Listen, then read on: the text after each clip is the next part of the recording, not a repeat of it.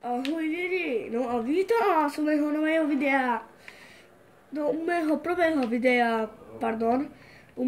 videa, dneska si ukážeme, jak nájsť staré auta, len takto to môžeme nájsť. Keď si urobíme druhý profil a budeme mať od začiatku hru.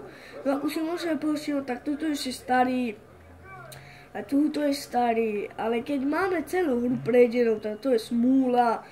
Že potom už nemáme tam nové auta, alebo čo ja viem ešte, čo môžeme mať, ale tako je to blbé, že keď tam nebudeme mať celé postavy 3, alebo 2, lebo Franklin už máme, tak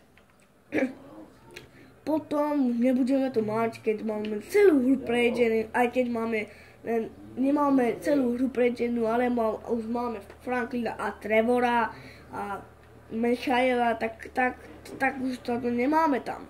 Tak ja, vidíte, že máme, táto je prvý, a to čo vám ukáže, a to je staré auto.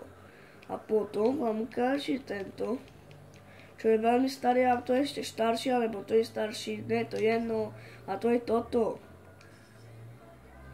No a ešte máme jedno, a to už asi vám nebudú ukázovať, lebo také staré to ešte není, ale je to dosť staré. No a to je túto. A to je veľmi staré. Dúfam, že toto videjko sa vám líbilo. Pokud áno, dajte like.